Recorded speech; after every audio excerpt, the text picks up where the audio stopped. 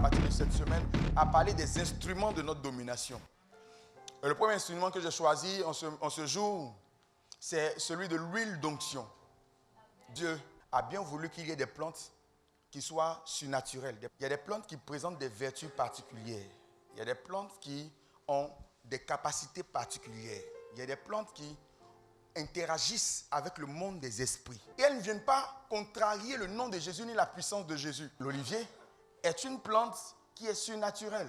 Est une plante qui est étrange, qui est mystique. Dieu n'a pas choisi cette plante de façon hasardeuse pour qu'elle constitue l'élément essentiel qui sert à oindre non seulement les rois, les prophètes, les sacrificateurs, mais qui sert à oindre également toute personne étant dans le besoin.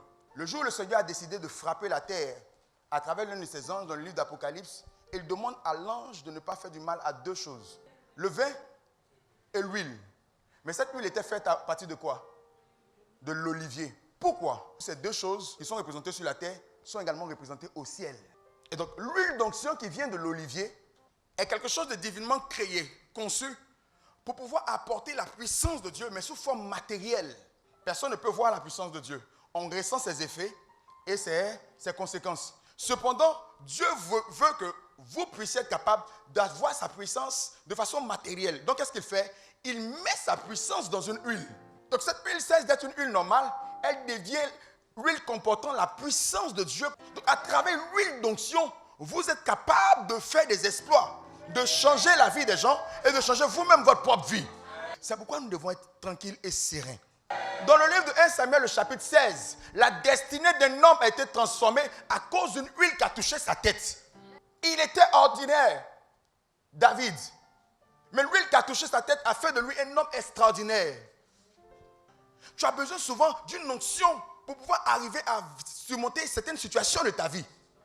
Et cette onction souvent vient à travers l'huile. Il y a des capacités que tu reçois lorsque l'onction d'huile t'est appliquée. Si l'huile peut être toujours sur ta tête, alors tu peux être sûr d'avoir la victoire. Dans les Écritures, l'huile est la représentation du Saint-Esprit.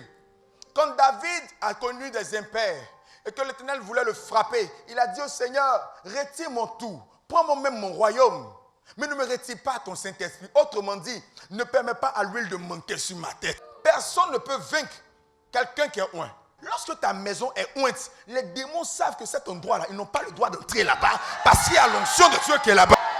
Vous devez prendre conscience de ce que Dieu nous a donné pour établir notre domination. Nous avons des choses fortes, nous avons des instruments forts pour établir notre domination. Dieu a transposé sa puissance dans l'huile. Vous ne devez pas la voir comme quelque chose d'ordinaire. Non, c'est la puissance de Dieu. Même si tu es malade ou tu as quelqu'un de malade dans ta maison, à travers l'huile, tu peux guérir la personne. Parmi vous, quelqu'un est-il malade? Qu'il fasse quoi? Qu'il appelle les anciens de l'église. Et que les anciens de l'église prient pour lui en faisant quoi? En loignant d'huile au nom du Seigneur. Prie pour lui en loignant d'huile au nom du Seigneur. La prière de la foi sauvera le malade et le Seigneur le relèvera. Regardez la puissance qu'il y a dans l'huile d'onction. Capable de sauver quelqu'un de la maladie et même de pardonner ses fautes. Si vous ne croyez pas en la puissance qu'il y a dans l'huile d'onction, vous allez souffrir de beaucoup de maux. Il est temps que vous utilisez cette puissance-là. Vous deviendrez des instruments que Dieu utilisera pour transformer la vie des gens.